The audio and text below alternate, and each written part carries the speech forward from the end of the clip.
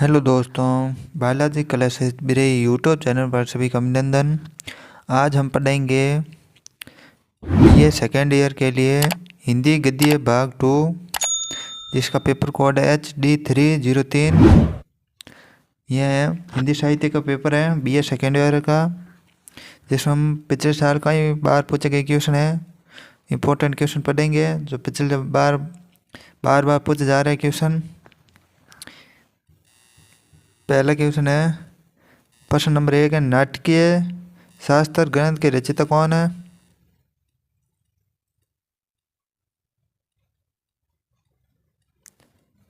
नाट्य शास्त्र के ग्रंथ के रचयिता कौन है? इसका उत्तर है, नाटकों के संबंध में शास्त्रीय जानकारी को नाट्य शास्त्र कहते हैं। नाटकों के संबंध में शास्त्रीय जानकारी रखता है उसे नाट्य शास्त्र कहते हैं। इस जानकारी को सबसे पुराने ग्रंथ भी नाट्य शास्त्र के नाम से जाना जाता है। इसके रचयिता है भरत मुनि है इसके रचयिता। अगला क्वेश्चन है, नाटक के किन्हीं दो तत्वों के नाम बताइए। नाटक के किन्हीं दो तत्वों के नाम बताइए। नाटक अथवा दृश्य काव्य साहित्य की अत्यंत प्राचीन विधा है। संस्कृत साहित्य में इसे रूपक नाम भी दिया गया है। नाटक का अर्थ है नट से लिया गया है। नाटक के तत्व है प्रमुख कथा वस्तु, पात्र व चरित्र, चित्रण और संवाद, देश काले वातावरण। और अगला क्वेश्चन है, एकांकी के 3 तत्वों के उल्लेखित कीजिए। 3 तत्वों के नाम बताइए कौन कौन से? उत्तर है कथा वस्तु, पात्र योजना, संवाद, अभिनेता। नेक्स्ट क्वेश्चन है, जीवनी किसे कहते हैं? जीवनी किसे कहते हैं? उत्तर है, जीवनी साहित्य की वह विधा है जिसमें लेखक किसी व्यक्ति के जीवन के जन्म से लेकर मृत्यु तक सभी घटना को उल्लेख करता है। व्यक्ति के जीवन के जन्म से मृत्यु तक सभी घटना का उल्लेख होता है उसे जीवनी कहते हैं। अगला क्वेश्चन है, रिपोर्ट की परिभाषा दीजिए। रिपोर्ट में किसी घटना या विषय को आँखा देखा या काना सुना वर्णन इतना प्रभावशाली ढंग से किया जाता है कि उसकी अमिट छाप हृदय पटल तक अंकित हो जाती है। रिपोर्टाज का संबंध वर्तमान से होता है। अगला क्वेश्चन है, यात्रा वेदांत क्या है अथवा यात्रावत की परिभाषा दीजिए। 2 ही क्वेश्चन, एक ही है परिभाषा। कई बार यह यात्रा वृत्तांत कहते हैं, कई बार यात्रा वर्त की परिभाषा पूछ लेता है। सही आंसर, यात्रा वर्त में लेखक यात्रा की किसी स्थान घटना विशेष का संजीव या आकर्षण वर्णन करता है। इसमें लेखक की व्यक्तिगत विशेषता भी परिभाषित हो जाती है। अगला क्वेश्चन है, संस्मरण किसे कहते हैं? संस्मरण किसे कहते हैं? उत्तर, स्मृति के आधार पर किसी विषय या व्यक्ति के संबंध में लिखित किसी लेख या ग्रंथ को स्मरण कहते हैं। स्मृति के आधार पर किसी विषय व्यक्ति के संबंध में लिखित किसी लेख या ग्रंथ को स्मरण कहते हैं। स्मरण लेखक के अतीत की अनेक स्मृतियों में से कुछ रमणीय अनुभूतियों को अपनी कल्पना, भावना और व्यक्तित्व की विशेषता से युक्त कर प्रभावशाली ढंग से अभिव्यक्त करता है, उसे स्मरण कहते हैं। अगला क्वेश्चन है, रेखा चित्र किसे कहते हैं? रेखा चित्र किसे कहते हैं? उत्तर है, रेखा चित्र में शब्दों की कलात्मक रेखाओं के द्वारा किसी व्यक्ति, वस्तु अथवा घटना के बाह्य तथा आंतरिक स्वरूप का सजीव वास्तविक रूप प्रस्तुत किया जाता है। रेखा चित्र है जो रेखा चित्र में शब्दों की कलात्मक रेखा के द्वारा किसी व्यक्ति, वस्तु, घटना के बाह्य तथा आंतरिक स्वरूप को संजीव वास्तविक रूप प्रस्तुत किया जाता। अगला क्वेश्चन है, आत्मकथा किसे कहते हैं? आत्मकथा किसे कहते हैं? उत्तर है, जब लेखक स्वयं अपने जीवन की कथा को अपने शब्दों में प्रोकर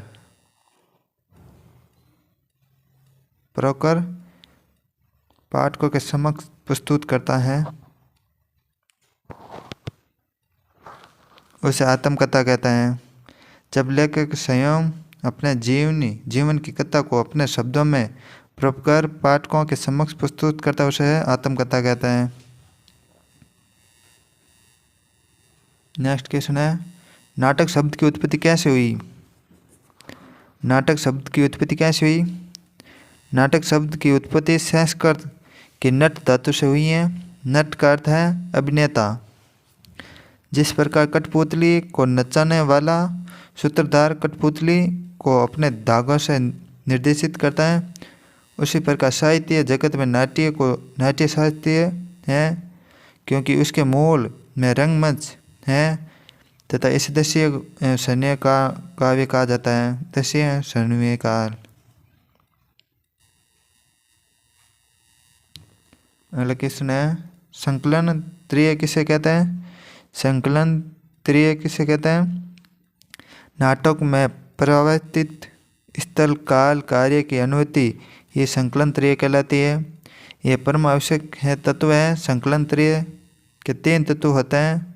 पहला प्रस्तावित स्थल, दूसरा काल समय, तीसरा कार्य अनुमति।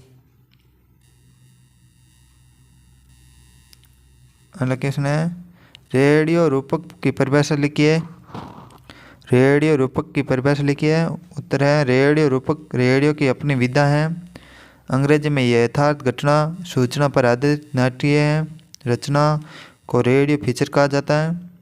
उसी का अनुवाद हिंदी में रेडियो रूपक हो गया है। रेडियो रूपक का क्षेत्र अत्यंत विस्तृत है। दृश्य अदृश्य जगत के किसी भी विषय वस्तु घटना का रूपक लिखा जा सकता है। अतः कहा जा सकता है, तथ्य को नाटकीय ढंग से प्रस्तुत कर लोगों को संबंधित विषय की ओर ध्यान आकर्षित करने, उनमें जागरूकता लाना, उनका मनोरंजन करना रेडियो रूपक विधा का प्रमुख लक्ष्य होता है। नेक्स्ट क्वेश्चन है, कथोपकथन से अभिप्राय क्या है? कथोपकथन से अभिप्राय क्या है? उत्तर है, किसी उपन्यास, कथा, कहानी आदि के पात्रों में आपस में होने वाली बातचीत, संवाद, वार्तालाप को कथोपकथन कहा जाता है। नेक्स्ट क्वेश्चन है, निबंध से क्या तात्पर्य है या निबंध की विशेषता का उल्लेखित कीजिए। तो सही आंसर है, डॉक्टर भागीरथ मिश्र के अनुसार निबंध वे गद्य रचना है जिसमें लेखक किसी भी विषय पर सचेतनता पूर्वक परंतु एक सोच सहित संजीवता व्यक्तिता के साथ अपने भावों को, विचारों को, अनुभवों को व्यक्त करता है। निबंध भावों की अभिव्यक्ति का सबसे उपयुक्त साधन है। विवेकता की निबंध प्रधान गुण है। नेक्स्ट क्वेश्चन है, हिंदी की प्रथम आत्मकथा तथा आत्मकथाकार का नाम उल्लेखित कीजिए। तो उत्तर है, हिंदी की प्रथम आत्मकथा बनारसी दास जैन कृत अर्धकथानक 1641 ईस्वी है। आत्मकथा की मूलभूत विशेषता जैसे निरपेक्षता, तटस्थता को उसमें सहज देखा जा सकता। अगला क्वेश्चन है, आवारा मसीहा किसकी जीवनी है और किसने लिखी? आवारा मसीहा किस रचना की जीवनी है? तो उत्तर है, आवारा मसीहा शतरचंद्र की जीवनी है। शतरचंद्र की जीवनी है जिसे विष्णु प्रभाकर ने लिखी। अगला क्वेश्चन है आचार्य के काव्य के कौन कौन से भेद किए। आचार्य ने काव्य के कौन कौन से भेद किए। उत्तर है आचार्य ने काव्य के दो भेद किए, श्रवणीय और दृश्य काव्य। जो पढ़ने सुनने योग्य हो वे श्रवणीय कार्य हैं और दृश्य काव्य वे है जो अभिनय द्वारा दिखलाया जाए, जैसे नाटक, प्रश्न आदि। श्रवणीय कार्य श्रवण कार्य दो प्रकार का है होता है, गद्य और पद्य। गद्य भी दो प्रकार का होता है, कथा सांख्य की पद के दो भेद होते हैं, महाकाव्य और खंड काव्य। अगला क्वेश्चन है नाटक किसे कहता है, उसके भेदों को उल्लेखित कीजिए, नामोल्लेखित कीजिए। ध्रुवदत्त नाट्य किस प्रकार का होता है। धीर प्रसाद नाट्य किस प्रकार का होता है।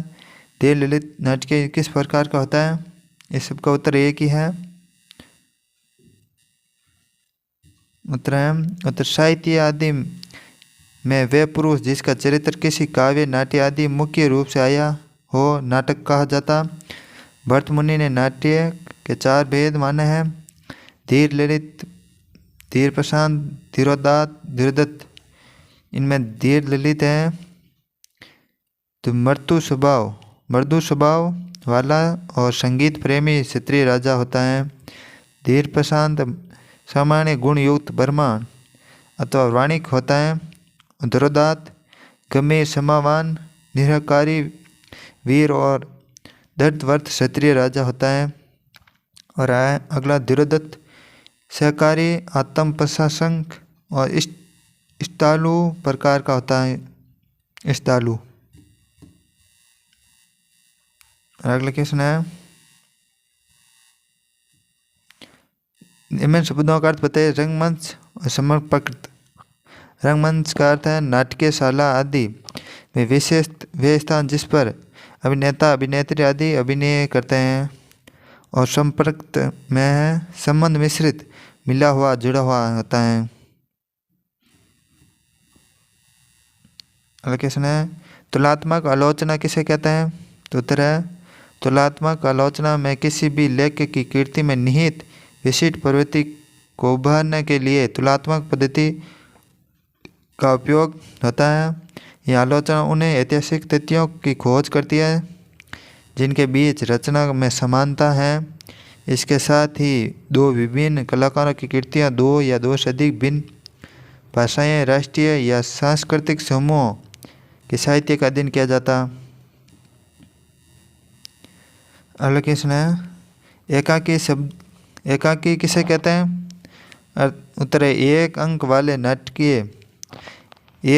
नाटक को एकांकी कहते हैं। यह आकार में छोटे होते हैं, लगभग आधे घंटे में समाप्त हो जाते हैं। इसमें जीवन का खंड चित्र प्रस्तुत होता है। और आगे बढ़ने से पहले बालाजी क्लासेस बिरई यूट्यूब चैनल को सब्सक्राइब कर लें और हमारा टेलीग्राम ग्रुप बालाजी क्लासेस बिरई को ज्वाइन कर लें और इस वीडियो को लाइक करें और आगे से आगे शेयर करें। एकांकी में संकलन त्रिय से आप क्या समझते हैं। तो उत्तर कथा, वस्तु, चित्रण, स्वाद, देश, काल, भाषा, शैली, उद्देश्य, अभिनेत्या। संकलन त्रिय एकांकी के प्रमुख तत्व हैं। इसमें संकलन त्रिय का निर्वाह एकांकी के लिए प्रमुख तत्व है। संकलन त्रिय से तात्पर्य स्थान, समय और कार्य की एकता से है।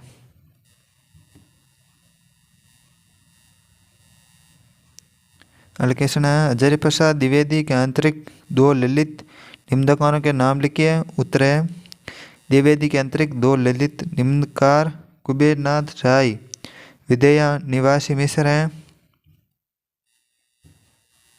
नेक्स्ट क्वेश्चन है लल्लूलाल और सदल मिश्र किस कॉलेज में किस विषय के अध्यापक थे। लल्लूलाल और सदल मिश्र किस कॉलेज में किस विषय के अध्यापक थे। तो आंसर है लल्लूलाल सदल मिश्र फोर्ट विलियम कॉलेज में हिंदी के अध्यापक थे। इस कॉलेज की स्थापना 1800 ईस्वी में लॉर्ड वेलेस्ली ने की।